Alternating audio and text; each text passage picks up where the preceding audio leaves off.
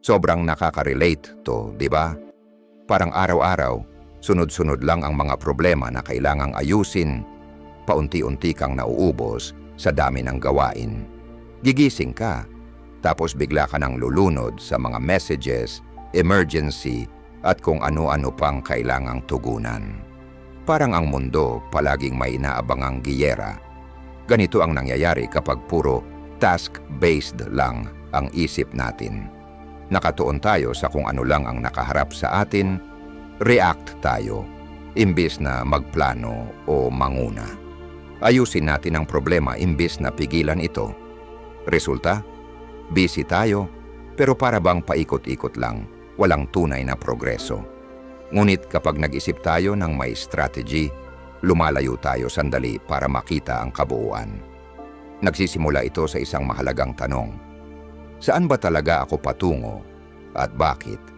Imbis na ayusin lang ang mga pira-pirasong problema, inuuna nating ayusin ang buong sistema. At ang pinakamahalaga, hindi ito likas na talento, kundi isang kasanayan na pwedeng matutunan at hasain, tulad ng pag-eehersisyo ng kalamnan. Lahat tayo gusto ng buhay na may saysay, kalusugan, layunin, trabaho, pamilya, at magandang alaala na maiiwan. Pero kung puro short-term lang ang iniisip natin, paulit-ulit lang tayo sa problema. Sa video na ito, ibabahagi ko ang 13 mahahalagang strategic na ecosystem para simulan mong buuin ang buhay na gusto mo, hindi lang basta tumugon sa mga nangyayari. Panoorin mo hanggang matapos at huwag mag-skip. Kung handa ka nang lumabas sa paulit-ulit na firefighting mode, mag-comment ka. Mag-isip ng pangmatagalan, mamuhay ng kakaiba. Simulan natin sa unang punto. Personal na strategic analysis. Ang strategy ay hindi nag-uumpisa sa labas ng mundo. Nagsisimula ito sa iyong sarili. Wala namang makakapagplano ng direksyon kung hindi niya alam kung nasaan siya. Katulad ng hindi rin pwedeng mamuhay ng may tunay na layunin kung hindi muna tinitingnan ng tapat ang sarili. Sa pilosopiyang Stoiko, hindi ito basta mungkahi. Ito ay paraan ng pamumuhay. Sabi ni Epictetus, ang diwa ng pilosopiya ay mamuhay ng hindi umaasa ng labis sa mga panlabas na bagay para sa kaligayahan. Hindi lang ito pangarap, ito ay panawagan para kumilos. Tumingin ka muna sa loob mo. Alamin ang mga nangyayari sa mundo mo bago sisihin ang paligid. Ganito rin ang pagbuo ng strategy sa buhay. Bago magtakda ng goals o abutin ang mga pangarap, maglaan ka ng oras para gawin ang personal SWOT analysis. Hindi para husgahan ang sarili, kundi para makita ang mga paulit-ulit mong gawi. Hindi sa mga pansamantalang tagumpay mo matatag ang lakas mo, kundi sa mga sistemang palagi mong ginagawa. At ang kahinaan, hindi ito mga isolated na pagkakamali, kundi ang mga bagay na palagi mong nalalampasan o hindi napapansin. Kapag nakita mo ang buong daloy, dito mo mababago ang takbo ng buhay. Tulad ni Lou Gerstner na inatasan na ayusin ang IBM noong 1993. Sa loob ng 70 araw, wala siyang pinakilalang malaking proyekto na ipinatupad. Sa halip, muling inayos niya ang SWOT ng kumpanya. Kahit mababa ang pera at magulo ang sitwasyon, nakita niya ang matibay na tiwala ng mga customer at ang kilalang brand ng IBM. Imbes na hatiin ang kumpanya, pinanatili niya itong buo. Ang pagbabagong ito na nagmula sa malalim na pag-unawa sa sarili ng kumpanya, ang nagligtas sa IBM mula sa pagkawasak. Ganon din ang maaari mong gawin. Maglaan ka ng 30 minuto at isulat ang huling 10 taon ng buhay mo sa 3 kolum: tagumpay, kabiguan, at mga aral. Pansinin ang mga paulit-ulit na pattern. Madalas ka bang mag-procrastinate o tahimik na sumusunod sa mga routines? Ano ang nangyayari sa ilalim ng mga ito? Ang unang hakbang sa strategy ay hindi aksyon, kundi kalinawan sa isip. Isulat mo ito. Huwag hayaang ang mga blind spots ang magdikta ng direksyon ng buhay mo. Sunod naman ang pagbuo ng strategic vision. Sa labanan, ang sundalo nakikita ang kalaban, ang general nakikita ang mapa. Pero ang tunay na leader, mapa ng kumpanya man o ng sarili niyang buhay, ay nakikita ang patutunguhan at saka bumabalik sa simula para planuhin ang landas. Iyan ang puso ng strategic thinking. Hindi ito nagsisimula sa, ano meron ako ngayon? Kundi sa, ano ba talaga ang gusto kong marating?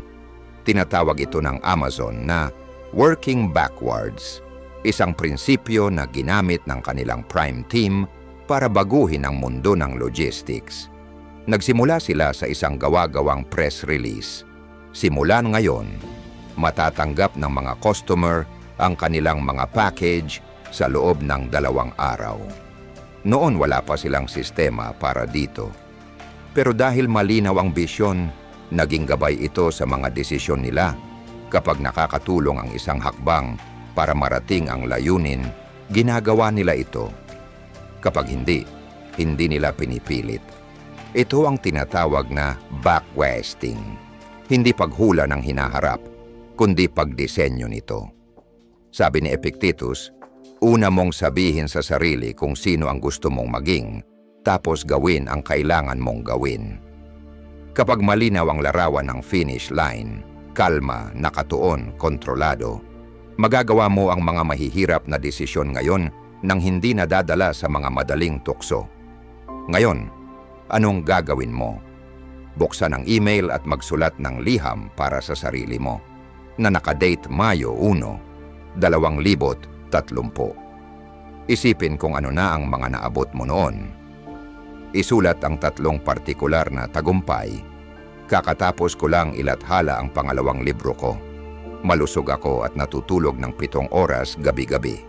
O kaya, wala na akong utang at buhay ko ay payapa. Tapos magtrabaho ka paurong. Ano ang mga kailangang mangyari sa susunod na taon? Ano ang kailangang itayo sa susunod na 6 na buwan?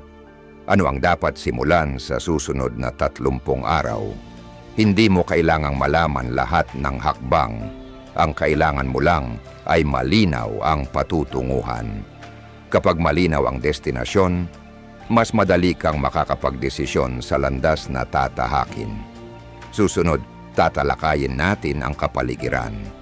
Dahil kung ang bisyon ang destinasyon, ang mga tao at lugar na nakapaligid sa iyo ang nagiging daan. Minsan isang simpleng pagbabago lang sa iyong mesa ang kayang baguhin ang buong buhay mo. Huwag itong palampasin. Pangatlo, pagdidisenyo ng strategic na kapaligiran. Ibinahagi ni James Clear, may akda ng Atomic Habits, ang isang simpleng eksperimento na nagbago ng takbo ng kanyang buhay. Hindi niya pinilit ang sarili na magbasa gamit ang puwersa o disiplina. Sa halip, inayos niya ang kanyang paligid. Inilagay niya ang TV remote sa isang lugar na mahirap abutin at inilagay naman ang libro sa unan niya.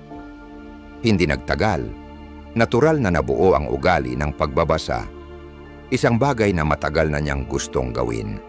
Walang alarm, walang matinding pagpupunyagi, isang maliit na pagbabago lang sa kanyang espasyo. Dito makikita ang isang makapangyarihang prinsipyo. Ang kilos ay hindi lang galing sa motibasyon. Galing ito sa estruktura. Kapag ang gustong gawin ay madaling maabot at ang mga distractions naman ay nailayo, hindi mo na kailangang makipag-away sa sarili araw-araw. Hindi ang willpower ang pinaka-importante. Ang kapaligiran ang tunay na driver. Ito ang daan na gumagabay sa ating mga kilos. Hindi tayo kailangang maging mas malakas. Kailangang maging mas matalino. Iyan ang diwa ng strategic environment design. Ang sining ng pag-ayos ng paligid para ang tamang kilos ay mangyari ng hindi na nahihirapan. Matagal nang naunawaan ito ng mga Stoiko. Sabi ni Epictetus, walang tunay na kalayaan ang tao kung hindi niya kontrolado ang sarili. Pero para makontrol ang sarili, hindi nila nilalabanan ang emosyon ng diretsyo. Sa halip, ginawa nilang mas madali ang paggawa ng tama sa pamamagitan ng paglikha ng tamang kondisyon. Iyan ang tunay na kalayaan, hindi mula sa willpower, kundi mula sa tamang estruktura. Hindi mo kailangan ng higit na disiplina. Kailangan mo lang bawasan ang tukso. Hindi mo kailangang labanan ng Facebook. Ilipat mo lang ang app sa second screen. Hindi mo kailangang pilitin ang sarili na mag-ehersisyo. Iwan mo lang ang iyong running shoes sa tabi ng pinto. Ang tamang paalala, kapag inilagay sa tamang lugar, ay gumagana ng tahimik sa likod ng eksena. Isang maliit na pag-aayos, pero malaking epekto. Ang kapaligiran ang hindi nakikitang balangkas na humuhubog sa mga desisyon mo araw-araw. Pwedeng balewalain mo ito at sisihin ang sarili o kaya ay ayusin ito ng matalino. Hindi ito maliit na detalye. Ito ay isang malaking leverage point. Ayusin ang iyong workspace. Patayin ang notifications sa telepono. Idikit sa mesa ang isang papel na nagsasabing, ano ang pinakamahalaga?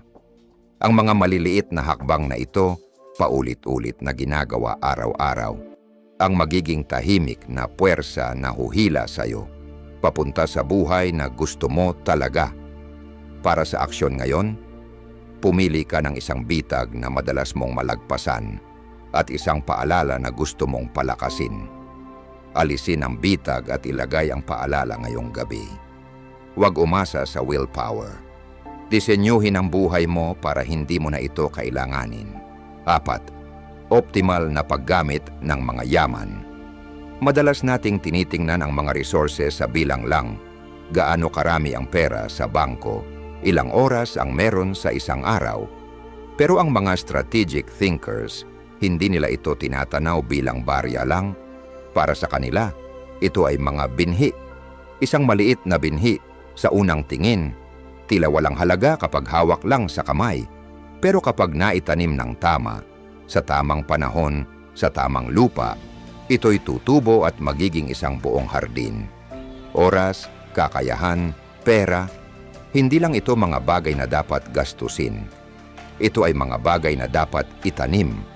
Iyan ang pagkakaiba ng taong nakakaligtas lang sa buhay at ng taong matalinong nagdidisenyo ng kanilang buhay.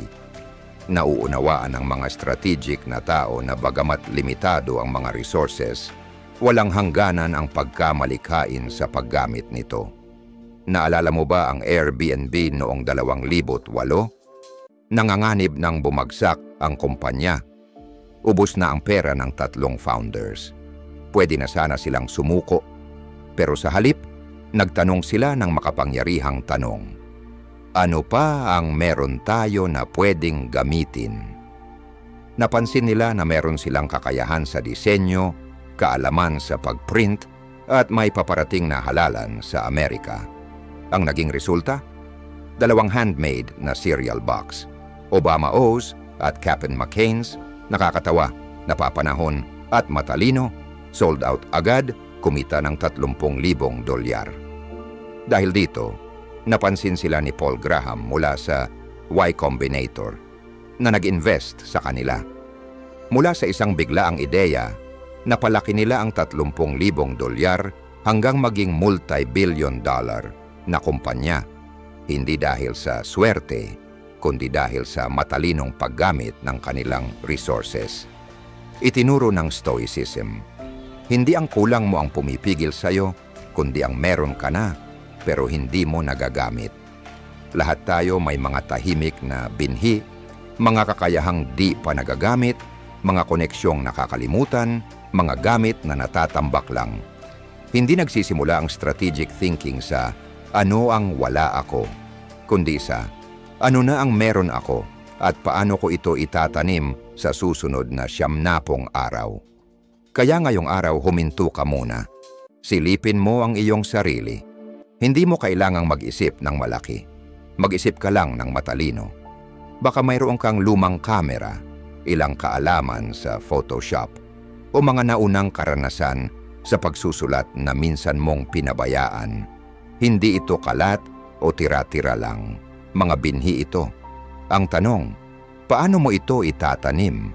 Huwag hayaang matulog ang iyong mga resources. Gawing unang hardin na itatanim ng iyong sariling mga kamay. Sa loob ng 90 araw, ano ang maaring mamulaklak kung magsisimula ka ngayon? 5. Pamamahala sa panganib at hindi tiyak na sitwasyon. Sa mundong puno ng pagbabago at hindi tiyak, hindi na bago ang kawalang katiyakan. Pero ang mahalaga ay kung paano tayo tumugon dito. Iyan ang magtatakda kung tayo ba'y aangat o babagsak. Hindi iniiwasan ng isang stoiko ang panganib, ngunit hindi rin siya sumusuko dito. Haharapin nila ito ng buong tapang at pipili ng mga laban kung saan ang panganib ay limitado. Pero ang maaring gantimpala ay magbabago ng buhay. Iyan ang tinatawag na mindset ng asymmetric risk, isang modernong anyo ng prinsipyo ng stoiko na premeditatio malorum o ang pag-iisip ng maaga sa mga posibleng masama. Ang mga sinaunang stoiko ay naghahanda sa pamamagitan ng pag-iisip ng pinakamalalang sitwasyon. Ganon din ang ginagawa ng mga modernong strategic thinkers. Inaayos nila ang mga posibleng pagkabigo, hindi para matakot, kundi para makagawa ng mga planong may mababang panganib pero mataas ang balik. Tingnan mo ang Netflix noong 2007. Pwede silang kumita pa sa DVD rentals, pero pinili nilang guluhin ang sarili nila at mag-invest sa streaming, kahit kakaunti lang ang naniwala noon. Panganib? Pagkalugi sa DVD revenue. Gantimpala? Maging global leader sa digital content. Isang desisyong may limitadong panganib pero napakalaking potensyal na kita. Hindi ito pagiging pabaya, ito ay estratehiya. Sabi ni Marcus Aurelius, may kapangyarihan ka sa iyong isipan, hindi sa mga panlabas na pangyayari. Kapag naunawaan mo ito, makakahanap ka ng lakas. Puno ng panganib ang mundo. Pero ang tunay na lakas ay ang manatiling kalmado, hindi basta-basta nadadala ng emosyon, at may maingat na pagdedesisyon. Ano naman ang pwede mong gawin? Gumawa ng matrix. Sa pahalang na linya, ilista ang pinakamasamang pwedeng mawala. Sa patayong linya, ilista ang pinakamagandang pwedeng makuha. Isulat ang 3 kasalukuyang opsyon. Baka gusto mong magpalit ng trabaho, magsimula ng side project, o matuto ng bagong kakayahan. Tapos tanungin ang sarili, alin sa mga ito ang may pinakamababang gastos kapag nagkamali ako pero pinakamalaking balik kapag tama? Iyan ang dapat mong piliin. Lagi man may kawalang katiyakan sa buhay, kapag natutunan mong piliin ng matalino ang iyong mga panganib, hindi ka lang makakaiwas sa pagkabigo. Magsisimula ka ng magdisenyo ng mga panalo mo. Naranasan mo na bang gumawa ng desisyon na mababa ang panganib pero mataas ang reward? Ibahagi mo sa comments. Magtulungan tayo matuto. 6. Estratehiya sa paglago at pagkatuto. Napaisip ka na ba kung bakit may mga tao na agad na natatandaan ang isang impormasyon kahit isang beses lang nilang narinig? Samantalang ikaw, paulit-ulit mo itong binabasa, pero parang hindi pa rin tumatagos? Hindi siguro sa dami ng natutunan mo ang problema, kundi sa paraan kung paano mo ito natutunan. Sa mabilis na pagbabago ng mundo ngayon, mabilis din nagiging lipas ang mga kasanayan. Ang mahalaga ay ang kakayahang matuto ng may estratehiya, matuto ng hindi masyadong marami, pero mas epektibo. Mag-move slow, pero matindi. Matutunan ng isang beses at bitbitin habang buhay. Hindi basta-basta lang kumukuha ng impormasyon ang mga stoiko. Gumagawa sila ng matibay na mental framework para bawat bagong ideya ay mapag-ugnay-ugnay at maging malalim na pang-unawa. Hindi sila natututo ng hiwalay-hiwalay, pinapahalagahan nila ang meta skills, mga kasanayan na pwedeng gamitin sa iba't ibang larangan at paulit-ulit na magagamit. Halimbawa, ayon sa pag-aaral, ang pagtugtog ng musika ay hindi lang nagpapabuti ng musikal na kakayahan, kundi nagpapalakas din ng memorya, konsentrasyon at emosyonal na kontrol. Ang paglalaro ng chess, nakakatulong ito sa paghasa ng mathematical na pag-iisip. Mga kasanayan ito na maaaring mailipat-lipat. Matuto ka ng isa, makikinabang ka sa 10 aspeto. Ano ang pinag-uugnay?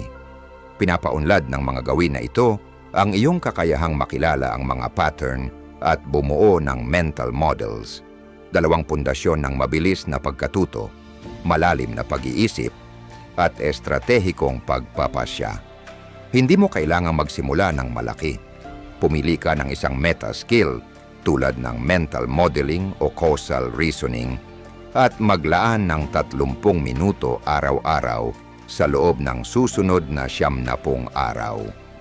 Huwag lang matuto para matapos. Matuto para maisabuhay. Para maging bahagi ng iyong pag-iisip ang kasanayan.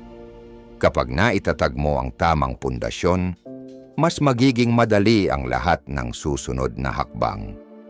Hindi ka na mangingiming sumabay sa takbo ng mundo dahil sanay ka ng umangkop at iyan ang kalamangan na walang makakakuha sa iyo. Kung narito ka pa rin sa ika-6 na yugto ng paglalakbay mo sa pagdidisenyo ng buhay, salamat sa iyong pagtiyaga. Hindi lahat ay may pasensya na tumingin sa loob, bumagal at mag-isip ng estratehiko. Pero nagawa mo, tuloy lang. Mas malalaking pagkakataon ang nakahihintay sa susunod na mga kabanata. Susunod, matutuklasan mo na hindi sapat ang mabilis na pagkatuto. Kailangan mo rin ng tamang tao sa tabi mo. Mga tamang relasyon. Huwag palampasin. Bawat kabanata ay parang bahagi ng makina na kailangan mo para gumana ng buong lakas at may direksyon ang iyong buhay. 7. Estratehiya sa relasyon o network. Hindi lang simpleng kilala ang relasyon. Ito ay tungkol sa halaga na nililikha mo sa paligid ng iyong network. Ang mga strategic thinker ay hindi basta nag-iipon ng mga pangalan sa listahan. Para silang nag-aalaga ng hardin. Ang hardin ay nangangailangan ng panahon at patuloy na pag-aalaga, pero kapalit nito, ito ay lumalago, namumulaklak, at nagbibigay ng bunga sa mahabang panahon. Kapag tiningnan mo ang relasyon bilang isang ecosystem, hindi lang isang tambak ng magkakahiwalay na pangalan, nagsisimula kang bumuo ng lalim, hindi lang basta pakikipag-ugnayan, kundi pagkonekta ng mga tao at pagbubukas ng bagong oportunidad para sa lahat. Ang mahalaga ay hindi kung sino ang kilala mo lang sa pangalan, kundi kung paano kanila nararanasan. Ikaw ba ay taong nagbibigay ng halaga at nag-uugnay sa iba? O isa ka lang sa mga kumukonsumo? Paalala ni Epictetus, ang diwa ng anumang relasyon ay nabubuo sa mga gawa at pananaw, hindi sa dami ng friends sa Facebook o mga titulo sa lipunan. Si Reid Hoffman, tagapagtatag ng LinkedIn, ay tinawag ang kanyang sarili bilang isang super connector. Hindi niya iniingatan ang relasyon para sa sarili niya lang. Aktibo niyang ipinapakilala si tao A kay tao B kapag nakikita niyang may magandang pagkakataon para sa kanilang dalawa. Hindi lang dahil mabait, kundi dahil naiintindihan niya ang mas malalim na prinsipyo. Ang pagtulong sa iba na mag-connect ay isa sa pinakamabisang paraan para palaguin ang halaga ng network na kinabibilangan mo. Isang maliit na aksyon, isang tamang-tamang email ng pagpapakilala ay maaaring bumalik sa iyo bilang mga hindi inaasahang oportunidad. Kaya magsimula ka bilang isang hardinero. Tuwing linggo isulat ang isang tao na kilala mo at pag-isipan kung sino ang pwede mong ipakilala sa kanya para pareho kayong makinabang. Magpadala ng isang email araw-araw, hindi para humingi, kundi para magtanim ng buto. Isang taon mula ngayon, magkakaroon ka ng masiglang hardin, hindi lang malalalim na relasyon, kundi isang estratehikong ecosystem kung saan ang halaga ay dumadaloy pahalang at pataas. Huwag magtanong, sino ba ang kulang sa akin? Kundi, anong koneksyon ang ginagawa ko? Ang mga reaktibo ay naghahanap lang ng relasyon. Ang mga estratehiko ay nagtatayo ng buhay na network sa paligid nila. 8. Estratehiya sa karera at trabaho. Minsan sinabi ni Cal Newport ang isang ideya na tila taliwas sa inaasahan. Huwag sundan agad ang iyong passion. Sa kanyang aklat na So Good They Can't Ignore You, ipinaliwanag niya na ang passion ay hindi panimulang punto. Ito ay bunga ng proseso. Hindi ito biglang bumabagsak mula sa langit. Lumilitaw ito kapag naging bihasa ka sa isang bagay na may tunay na halaga. Kapag nagkaroon ka ng natatanging kasanayan, nagkakaroon ka ng kapangyarihan na pumili. Nagkakaroon ka ng kalayaan. At sa kalayaang iyon, mararamdaman mong mahalaga ang iyong ginagawa. Hindi na lang ito basta pagkita ng pera.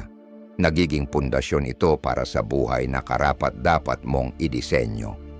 Sa tamang pag-iisip, ang trabaho ay hindi simpleng listahan ng mga gagawin. Ito ay sistemang sinasadya mong buuin, parang isang kuta na proteksyon laban sa kompetisyon, krisis, at pagiging walang kabuluhan. Ang kuta na ito ay hindi degree lang. Ito ay kombinasyon ng bihirang kasanayan, pinagkakatiwalaang network, at matibay na kredibilidad. Kapag magaling ka sa isang bagay, freelancer ka. Pero kapag may hawak kang kasanayang mataas ang demand, suportado ng matibay na network at personal na reputasyon, nagiging hindi ka mapapalitan. Para marating ito, kailangan mag-isip ka bilang isang strategist. Lumayo muna sa gulo ng araw-araw na abala. Tanungin ang sarili, ano ang kasanayang may halaga ng $1,000 kada oras sa iyong larangan? Ano ang skill na kapag nahasa mo sa loob ng 12 buwan, mapapabilang ka sa top 1%? Kapag alam mo na ito, simulan mo na ang paglalakbay na iyon. Tratuhin itong parang startup. Itala ang progreso, sukatin ang kalidad, at pagbutihin pa. Hindi ito karera laban sa iba, kundi pangakong gagawin mo para sa sarili mo, para tumigil sa pagdaan-daan lang, para tumigil sa pagiging reaktibo araw-araw.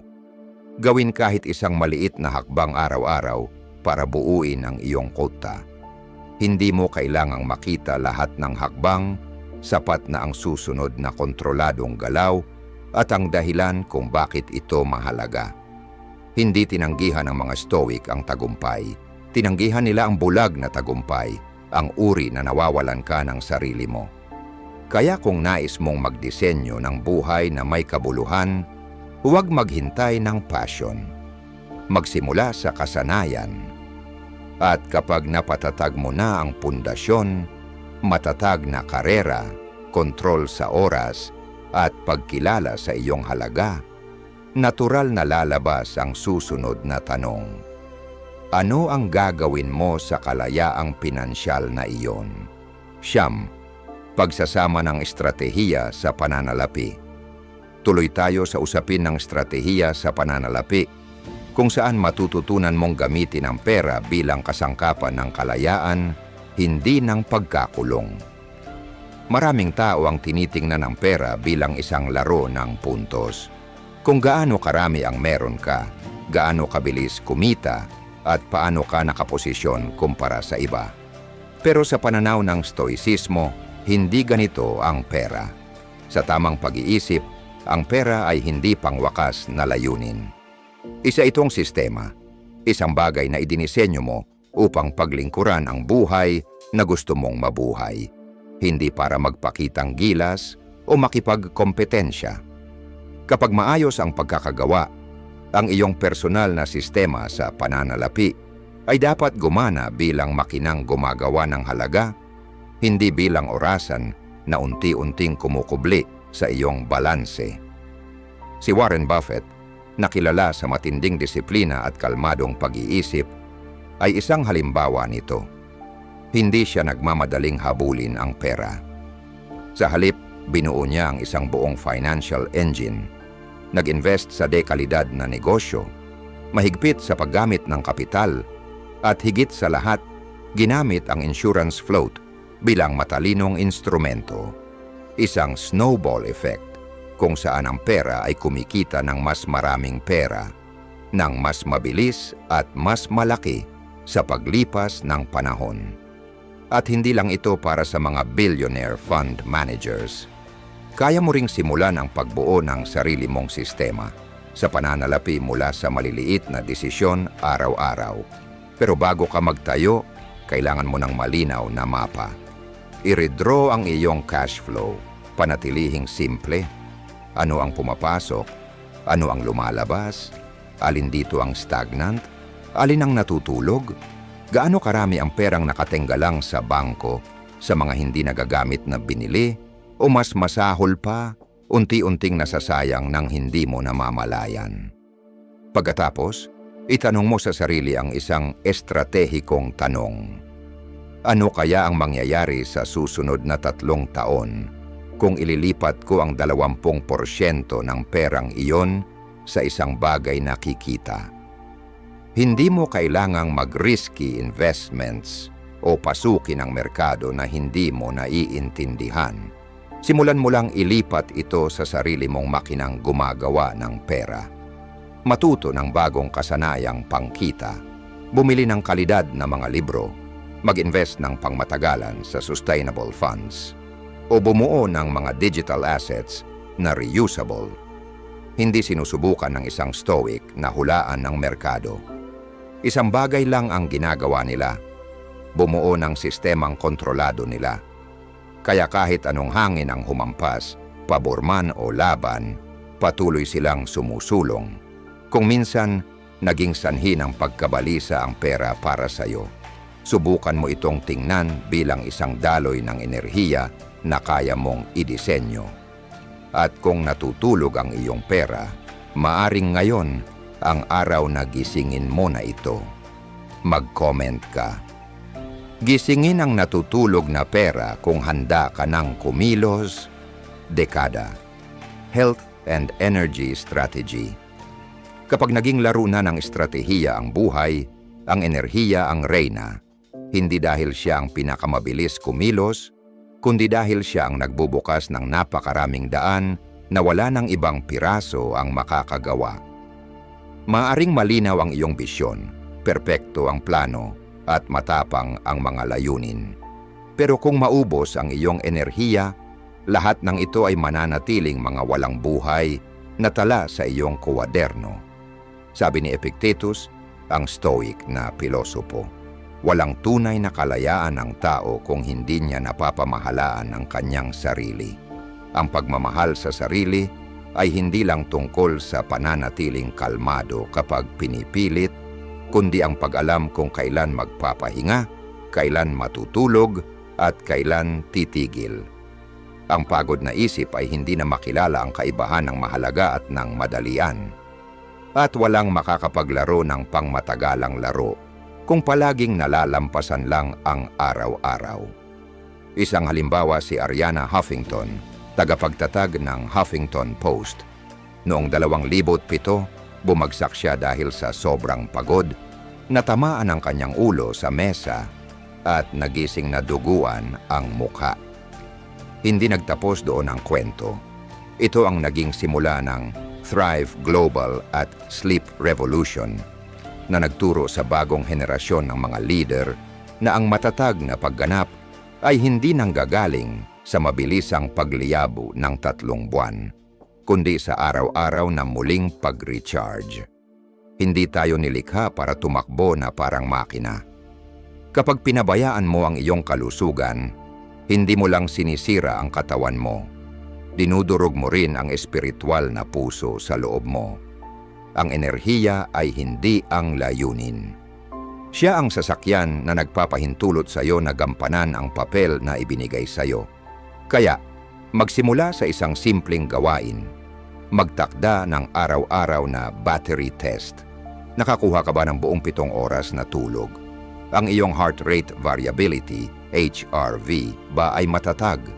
Nakapagpahinga ka ba ng 3 beses ngayong araw para huminga ng malalim? Kung kahit isa rito ay naka-red alert, ipagpaliban muna ang malalaking desisyon. Ang isang isip na hindi pa nare-recharge ay dapat manood, hindi magmaneho. Ang pagdidisenyo ng iyong buhay ay hindi nagsisimula sa 10 taong plano. Nagsisimula ito sa pagkakaroon ng sapat na baterya para manatiling malinaw ang isip ngayon. 11. Time and Focus Strategy. Si Bill Gates ay may kakaibang gawi na matagal na niyang pinananatili. Ang Think Week, isang linggong retreat na ginagawa niya 2 beses kada taon sa isang tahimik na cabin sa kagubatan. Walang email, walang meetings, walang social media. Siya lang at mahigit 100 tech reports mula sa mga engineer at researcher sa buong mundo. Sa mga tila hiwalay at tahimik na sandaling ito, isinilang ang mga ideya tulad ng Internet Explorer, Azure, at ang Cloud-First Strategy ng Microsoft. Dito makikita ang isang mahalagang katotohanan sa estratehiyang buhay. Hindi lang ito tungkol sa pamamahala ng oras, ito ay tungkol sa pamamahala ng atensyon. Sa mundong puno ng pings, notifications, at walang tigil na mensahe, maraming tao ang punong-puno ng schedule pero bihirang makaranas ng tunay na lalim ng konsentrasyon. Palaging abala, ngunit bihira ang focus. Kung wala ang focus, kahit pa may 24 na oras sa isang araw, paulit-ulit lang ang nangyari kahapon. Ang mga naniniwala sa pilosopiyang Stoic ay lubos na nauunawaan ito. Minsan sinabi ni Marcus Aurelius, "Ikaw ang may kapangyarihan sa iyong isip, hindi sa mga panlabas na pangyayari. Kung matatanggap mo ito, makakahanap ka ng lakas." Ang tunay na lakas ay hindi nasusukat sa dami ng oras, kundi kung saan mo inilalagay ang iyong atensyon at kung ano ang pinipili mong balewalain. Bawat desisyon kung saan ilalagay ang atensyon ay isang pamumuhunan. Nagtatanim ka ba ng binhi para sa hinaharap o nasusunog lang ang enerhiya mo sa reaksyon? Si Chris Bailey, may akda ng The Productivity Project, ay gumugol ng buong taon para pag-aralan ang sarili niyang produktibidad. Ang kanyang pinakamalaking natutunan, walang mas epektibo kaysa protektahan ang isang malalim na oras bawat umaga, 3 oras na walang distraksyon, walang telepono, walang meetings. Sa gabi naman, sumusunod siya sa isang maikling ritual, magsulat ng 3 gawain para bukas, tapos tuluyang patayin ang isip. Kailangan ng utak ng walang laman para muling makabuo ng lalim. Kaya ang stratehiya sa oras at focus ay hindi tungkol sa pagsiksik ng bawat minuto. Ito ay tungkol sa paglikha ng sinadyang espasyo para sa malalim na pag-iisip. Kapag napamahalaan mo ang iyong atensyon, hindi ka lang nagtatrabaho, lumilikha ka. Alam mo ba na ginugol ni James Dyson ang 15 taon at gumawa ng 5,126 na prototypes bago niya imbentuhin ang unang bagless vacuum cleaner sa mundo? Hindi niya ito nagawa dahil sa biglaang inspirasyon, kundi dahil sa matiyagang, sistematikong paglapit sa inobasyon. Bakit kaya nagawa niya ito? Tatalakayin natin yan sa susunod na bahagi. 12. Creativity and Innovation Strategy. May maling paniniwala na ang pagiging malikhain ay isang biyaya na nakalaan lamang sa ilang mga henyo, bigla ang pagsabog ng talino na parang galing sa wala. Ngunit sa pananaw ng stratehiya, lalo na sa lente ng stoicismo, ang pagkamalikhain ay hindi mahika. Ito ay isang kakayahan na maaring buuin, hindi aksidente, kundi dinisenyo, hindi paghihintay, kundi paglikha. Kung titignan ng mabuti, ang pagkamalikhain ay bunga ng cross-pollination, ang pagtawid-tawid ng iba't ibang disiplina, pananaw, at karanasan. Ang isang mahusay na strategist ay hindi nag-iisip ng bago lamang, kundi natututo siyang pagdugtungin ang mga bagay na tila walang kaugnayan. Kapag ginamit mo ang systems thinking sa proseso ng pagkamalikhain, hindi ka na umaasa sa inspirasyon kundi bumubuo ka ng isang creative engine. Sabi ni Marcus Aurelius, "The impediment to action advances action. What stands in the way becomes the way." Hindi lang ito mindset, ito ay isang creative framework. Ang bawat pagkabigo kapag naitala at naisip ng mabuti ay nagiging hakbang pataas. Walang shortcut sa mga breakthrough. Mayroon lamang mga loop na may intensyon. Kaya kung nagtatrabaho ka sa bagong proyekto, magtakda ng isang patakaran. Hindi lalampas sa 10 araw bawat prototype.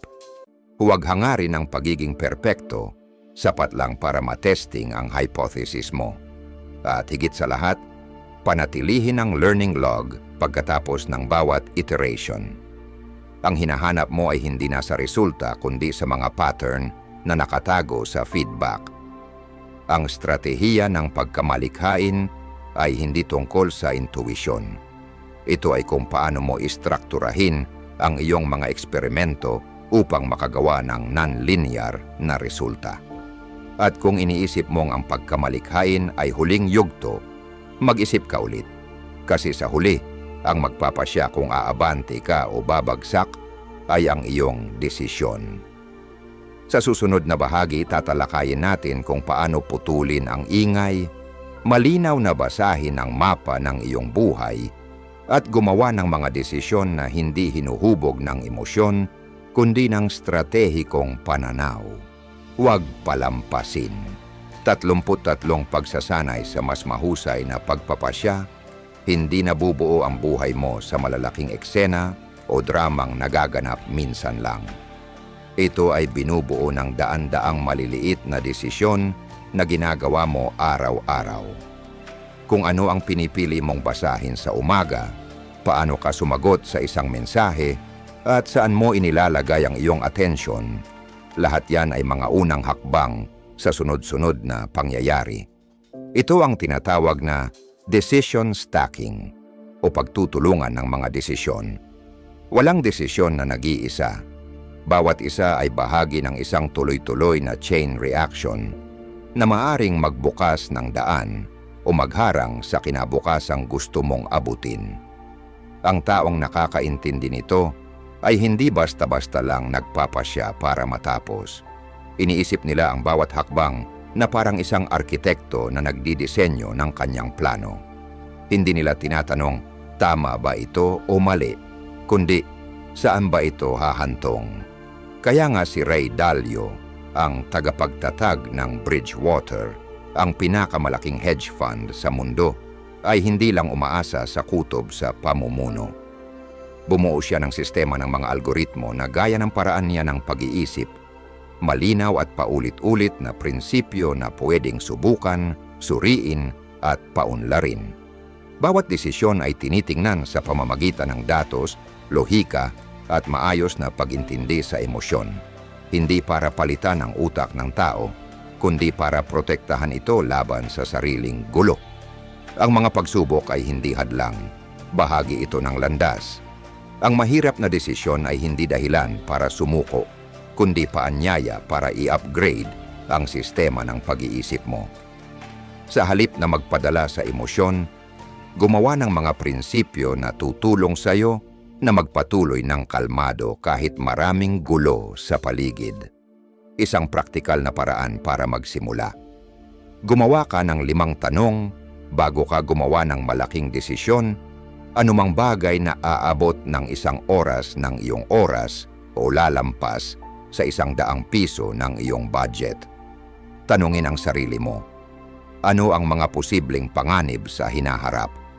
Ano ang pinakamagandang maaring mangyari? Tugma ba ito sa pangarap na buhay na gusto kong abutin? Anong datos o karanasan ang sumusuporta sa desisyong ito? Ano ang sinasabi ng mas malalim kong pakiramdam? Hindi mo kontrolado ang lahat ng resulta, pero kaya mong pagbutihin ang sistema ng pagpapasya mo At dito magmumula ang kinabukasang bubuuin mo. Ang pagiging matalino sa pagpapasya ay hindi ang palaging pagpili ng tamang sagot. Ito ay ang paulit-ulit na paggawa ng desisyon gamit ang isang sistemang mapagkakatiwalaan at masasanay. Kakatapos mo lang dumaan sa 13 bahagi ng estratehikong sistema, mga mahalagang piyesa na nag-uugnay sa pangarap, desisyon, kapaligiran, gawi at resulta bago muling bumalik sa pangarap mo. Hindi ito basta tips lang. Bawat isa ay isang bahagi ng sistema na tutulong sa'yo, hindi lang para mag-react sa buhay, kundi para idisenyo ito. Tandaan, bawat estratehikong aksyon ay sandali kung saan ikaw ang nagdidisenyo ng kinabukasan, hindi yung kinokontrol ng kinabukasan ng buhay mo. Sa pinakamahalagang proyekto ng buhay mo, hindi ka lang basta manlalaro, ikaw ang arkitekto. Ngayon ikaw naman, alin sa mga bahaging ito ang sa tingin mo ay pinakamahina mo? Handa ka na bang magsimulang mag-build up sa susunod na 7 araw? Mag-comment ka sa ibaba para malaman ko kung nasaan ka na sa paglalakbay na ito. Kung may natutunan ka sa video na ito, i-like, i-share, at mag-subscribe para hindi mo ma-miss ang mga susunod na mind maps. I-click ang bell para sa mga notification at huwag kalimutang panoorin ang huling video na nirekomenda. Ito ang susunod na bahagi ng serye sa pagdidisenyo ng buhay. Simula pa lang ito ng laro.